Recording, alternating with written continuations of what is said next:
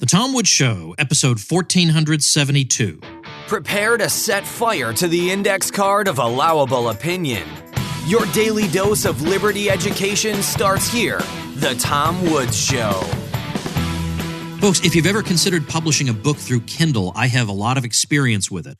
I helped to publish Bob Murphy's book in Kindle, my own book, Real Descent, that was self-published, I published in Kindle, and I've assembled some videos that will show you step-by-step all the tech aspects of preparing your manuscript to be published as a Kindle book, and also a series of strategies that most people don't know about that Kindle itself makes available to you to help get the word out about your book so people actually see it and buy it.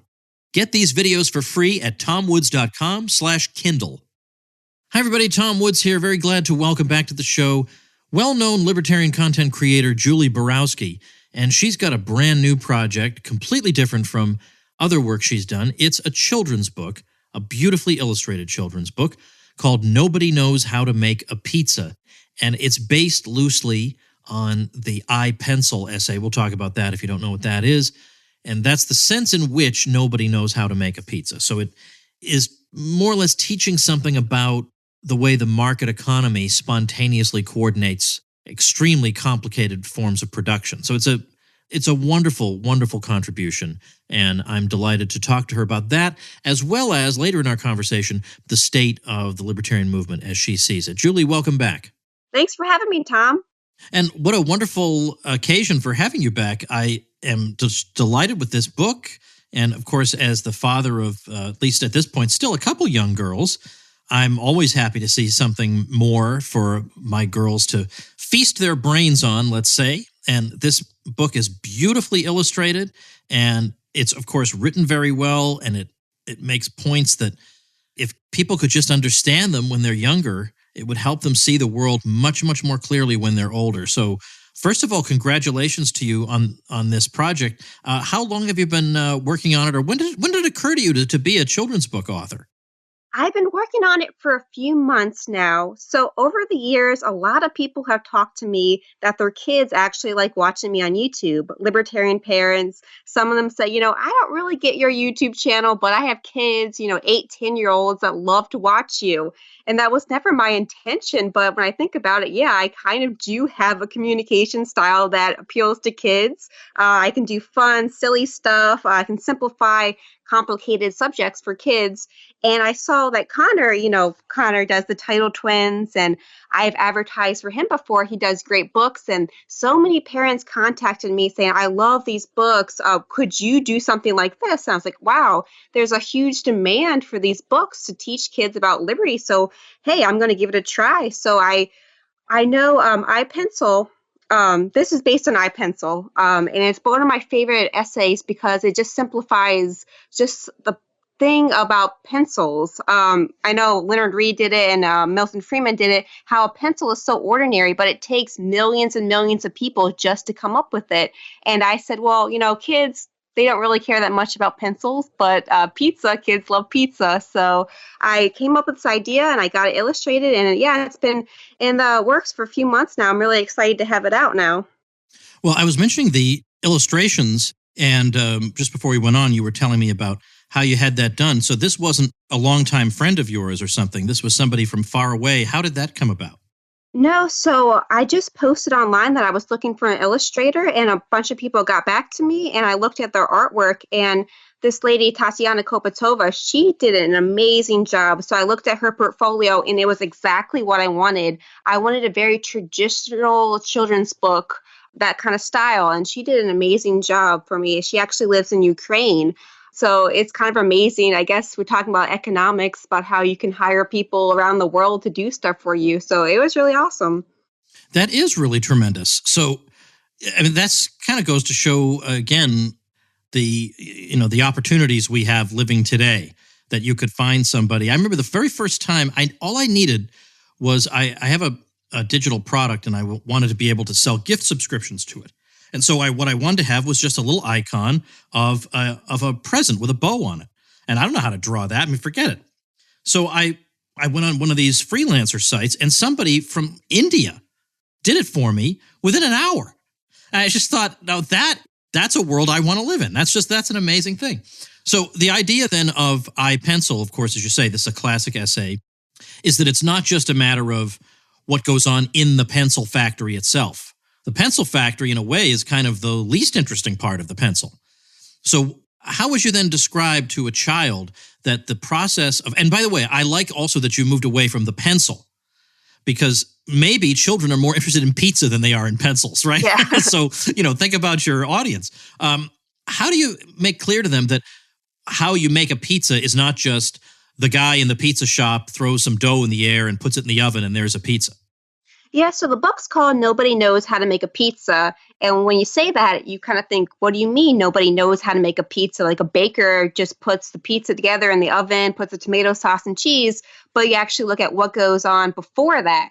So I talk about how there's the farmer, there's a delivery guy, there's a woman working in the factory, all the things that go on behind the scenes that kids may not think about. Then you start thinking about everything around you, how many people went into making very, very simple things. So it's really an amazing thing. And yeah, I cited with pizza because pencils, I feel like kids don't even use pencils anymore.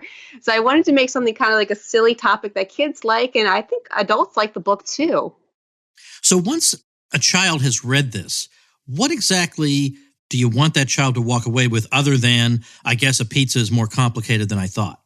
Well, I just kind of want to open up kids' minds, and I want them to have discussions with their parents. I want them to look around. Like I kind of said, it really opens kids' minds to how things are created. And one of the points that I make in the book, of course, in the iPencil as well, is that there's no central planners. There's no one organizing this process and how it comes together through spontaneous order and the invisible hand. Of course, I don't say that in the book, but I think kids kind of get the point that there doesn't need to be a central planner. Let people be free to create, and they can create amazing things like cheese pizza that everyone loves. So I want kids just to kind of open their minds and have discussions with their parents and realize that freedom is possible.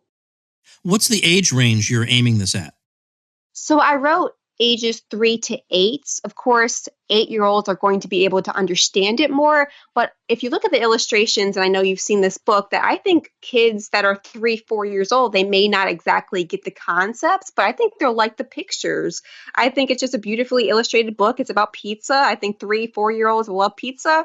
And, maybe they'll grow and realize what the book's about. But yeah, I think 3 to 8 is a good range. Now, I know that as of this recording, now we're speaking in the middle of August 2019, we're still in a pre-order state with this book. But I'm curious about, even though it's not in general circulation just yet, although people should go to Amazon and order it, and I'll have it up on the show notes page. But I want to know if you've had an opportunity to, let's say, try it out on children so far? Yeah, I've had a few children read it who really loved it. I've reached out to teachers. I wanted this book that libertarian parents will love, but I also wanted just a book that any kind of parents will love, that you can give to your nieces, nephews, grandchildren, and their parents won't get mad at you, that you're not trying to indoctrinate their kids. So I kind of wanted just a book that anyone could read. So I listed kids, I enlisted teachers of all kinds of political backgrounds to read the book, and they all loved it. It's really just about educating kids about economics. It's not political indoctrination. I wanted to make that very clear, that this isn't like me trying to brainwash your kids, but just to educate them about economics. I do want to point out the actual show notes page. I didn't mention it before. It's tomwoods.com/1472, and that's where we'll have a link to the book. You should definitely get it if you have a child, or you know somebody with a child, or you know somebody who has a child who you want to get a gift for. Well, look no further. tomwoods.com/1472 is where you want to go.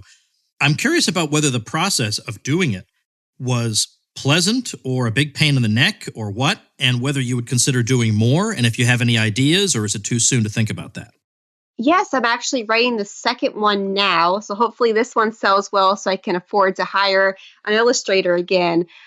It took me a few months. Writing was a bit difficult because I know there's a lot of stuff in iPencil, and I needed to get it down to 32 pages, which is the standard children's book, picture book length. So I was, throwing things around. I hired an editor. She was a really, really good editor. She worked for Disney. So this is not like a libertarian person. This is someone that I just kind of wanted to, basically someone who knew children's books. And so basically she tossed ideas back to me, how can we get this book to be more broad? So yeah, it was a couple months. I would definitely do it again. This book is self-published. I really wanted to be self-published because I wanted to have creative control over the process. I didn't want a publisher telling me to change something. I wanted to have the final say in everything. So this is my own project. And yeah, I would definitely do it again. I have a really cool idea of the next book, which hopefully will be released. It's going to have to do with cats. Kids like cats and pizza. So hopefully I'll get a chance to do that. Well, some of my listeners know that I'm distinctly a cat person myself and not a dog person. And this has created some dissension among the ranks, within the ranks here, among the Tom Woods Show listeners. And, I don't know if Rothbard ever really said this, but it's attributed to Murray Rothbard that everybody is allowed one deviation, in libertarianism and in life, one major deviation. And I got a lot of people telling me that my being a cat person I better be pretty good other than that, because I've already used up my one deviation. I mean, by the way, are you a cat person? I'm both a cat and a dog person. I have 2 cats, and honestly, the reason why I have cats is because they're easier to take care of. I grew up with dogs. You have to wake up very early in the morning to take dogs out to go to the bathroom. Cats, they have litter boxes in your house. They're just so much easier. But I'm not sure why people say that's unlibertarian, because I think that cats and libertarianism kind of go together. Yeah, no, it's not really a libertarian thing. They're just giving me a hard time. Yeah. No, because the cat is very much I'm not going to bother you, you don't bother me kind of animal. Exactly.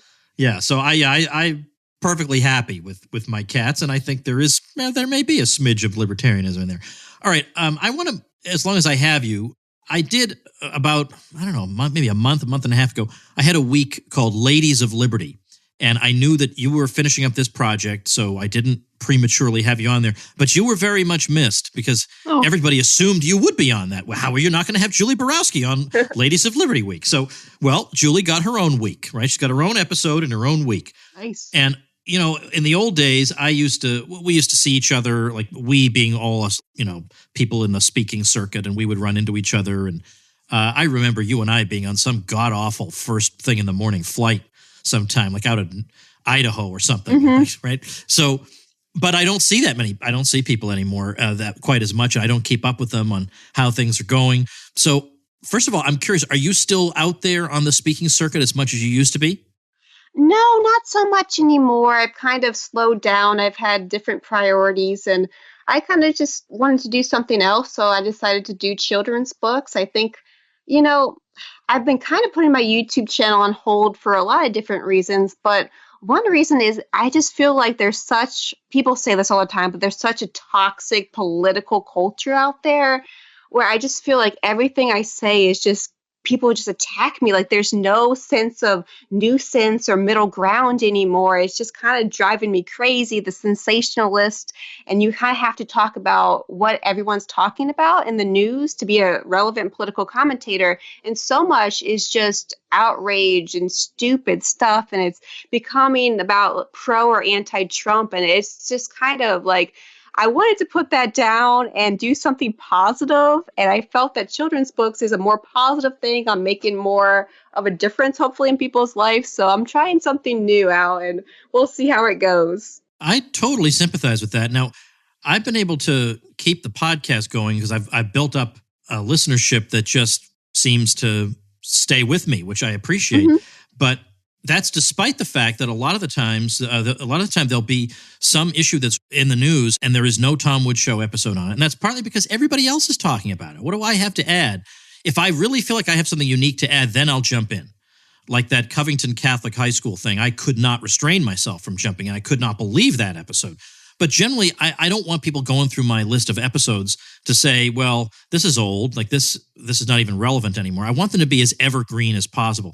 But you're right that if you're doing that, it's not as eye-catching as if you're hitting the day's headlines. And that's what everybody wants. That's what everybody comments on. And of course, you're also right about the abuse you take. Oh my gosh. I mean, all I'm doing is making some podcast episodes, people. Really, there are a lot, worse people out there for you to be angry at than a podcaster like me. But my solution to that is I just ignore everybody. I pay no attention.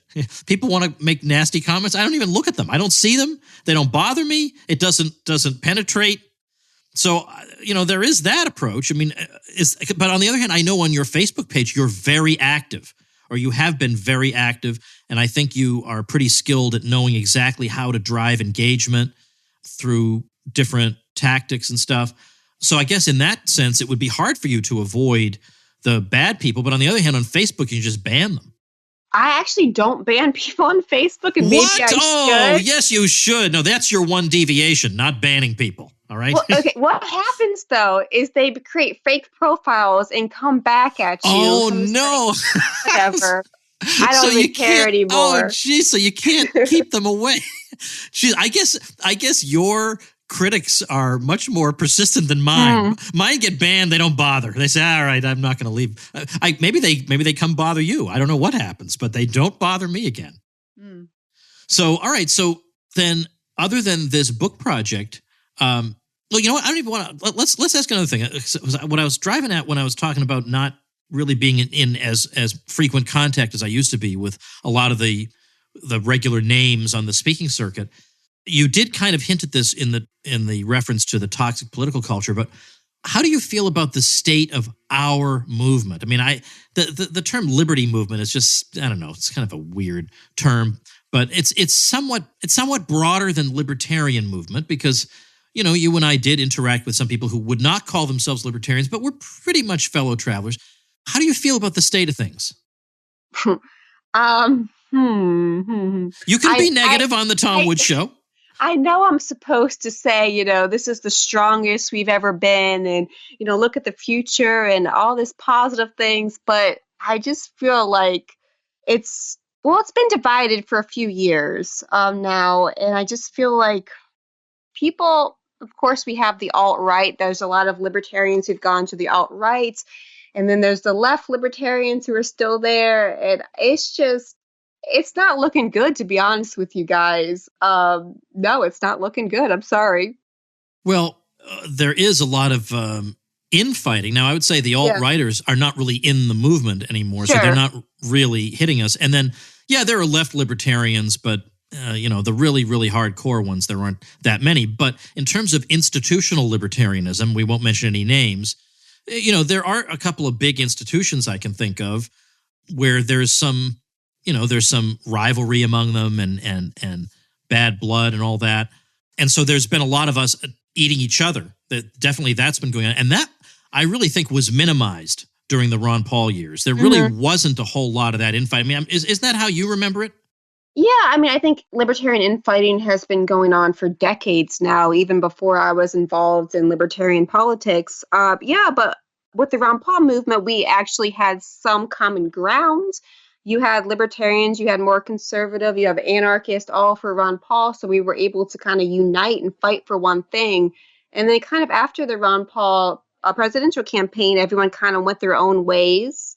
And there's been a lot of infighting. I think you're always going to have infighting when people are passionate about the issues as libertarians are. But I feel like there's a lot of people who have left libertarianism in the past few years to go to the alt-right. I think there's a lot of reasons for that. But I just feel like the libertarian movement isn't as quote unquote hot as it was a few years ago. And I'm trying to figure out a way to get that back, but I don't know. Why do you think that is? I've been thinking about it a lot. I think a lot of it has to come down to Trump, where Trump was talking about winning. We actually want to win something. A lot of libertarians are kind of just tired of losing. It feels like we're always losing, and it's always a disappointment, where I think Trump, who is a libertarian on some issues, he's also not a libertarian on other issues. Yes, I know that. But some libertarians said, hey, I want to jump on this Trump train. I actually want to win something for once. So, and then, of course, they got involved in Trump and somewhat to the alt-right. And it just kind of feels like libertarianism kind of got left behind. Yeah, I think there are people who looked at Trump and thought, well, he's got some good qualities and he's got a much better chance of winning than we have. So we might as well jump on and get what we can. And then there were others who were horrified by that kind of approach. And so I wonder if, at least for the libertarian movement, if this matters, if a Democrat wound up getting elected, would the libertarian movement be less fractious, let's say? Yes. I've thought about this. I feel like if Hillary Clinton won, the libertarian movement would be a lot stronger. because we would unite with conservatives, just as we saw in the Tea Party movement under Obama. There was so much united against one person, Obama. Now, I think they would be united against Hillary Clinton. But now, of course, we have Trump, where libertarians are divided on him. Some like him, some don't like him. So it's just kind of just we're fighting back and forth. We don't have that common ground anymore that we used to have. All right, before we go on, let me take a quick minute to thank what I think may be the sponsor I am the most proud to promote, and that's an amazing site, Skillshare.com. What an opportunity you have as a Tom Woods Show listener to get free access to over 30,000 classes for 2 months. That's classes in design, business, illustration, creative writing, mobile photography, whatever it is, you're going to find it on Skillshare. Doesn't matter whether you're looking to discover a new passion or start a side hustle or gain new professional skills, Skillshare is going to keep you learning, thriving, and reaching your goals. I'm hearing all the time about people who are getting ahead on the job because they're the only person in the firm with a particular skill, and they learned it through Skillshare. Well, you can join the millions of students already learning on Skillshare today with a special offer just for my listeners. As I said, you can get 2 months of Skillshare for free. That's right, Skillshare is offering Tom Woods Show listeners 2 months of unlimited access to over 30,000 classes for free. So to sign up, go to Skillshare.com/woodsfree. Again, go to Skillshare.com/woodsfree to start your 2 months now. That's Skillshare.com/woodsfree. Now, you know a lot about social media. You've been very successful at it. I mean, you've really been a one-woman show. You've just, you make your videos completely by yourself. Am I right about that? Like, you don't have any video engineer or anything? No. Yeah. It's just you. I mean, you've just been doing that, and you manage your own social media pages, right? Yes. Okay, so that's what I mean. So you're a one-woman show. So in order to stay afloat and do this successfully and have it work for you, you do have to keep engagement up. And you got to make sure, because there are a million possible pages and people that the people who follow you could be looking at. And so we want to drive eyeballs to your page and get your page in the feed and so on. What are the topics that seem to work, that seem to really take off? And what are the ones that seem to bore people to death and you just can't get any traction with them no matter what you do? I mean, the biggest one right now is immigration. It feels like that's all people want to talk about is immigration. And I'm somebody who has kind of a more middle ground approach on immigration.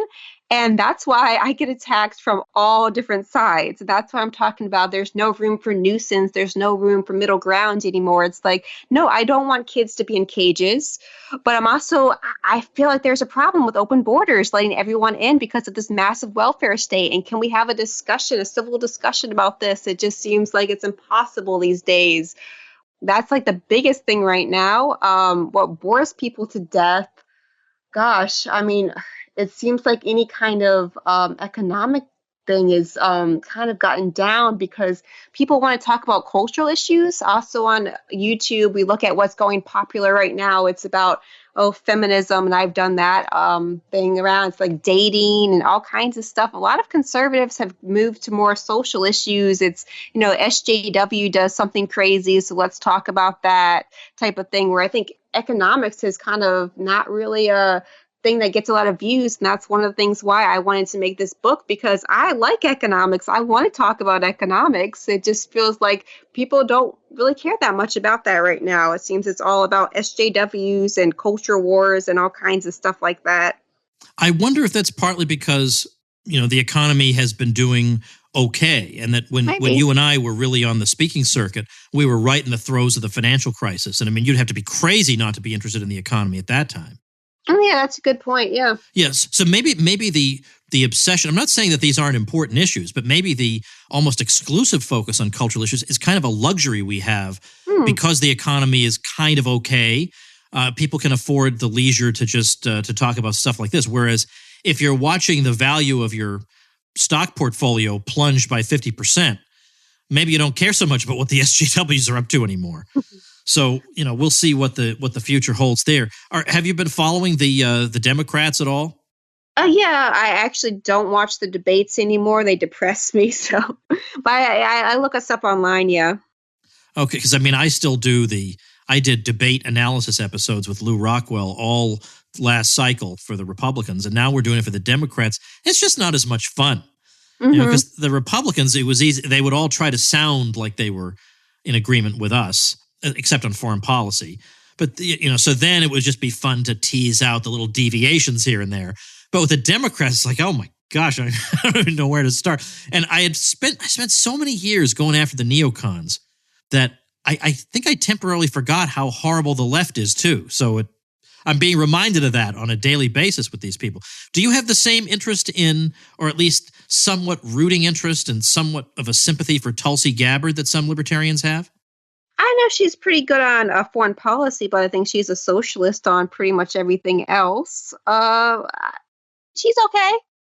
Is there anybody you think would be the least bad? I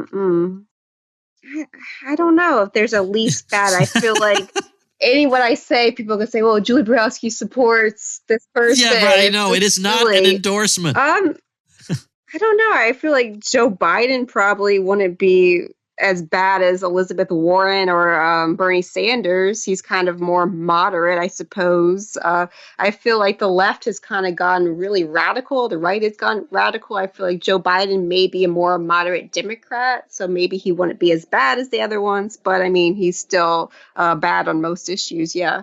Yeah, and I wonder if he would feel like to protect himself, if he got in power, he's got to throw a bone to the progressives here and there. Mm-hmm. But on the other hand, he's 76?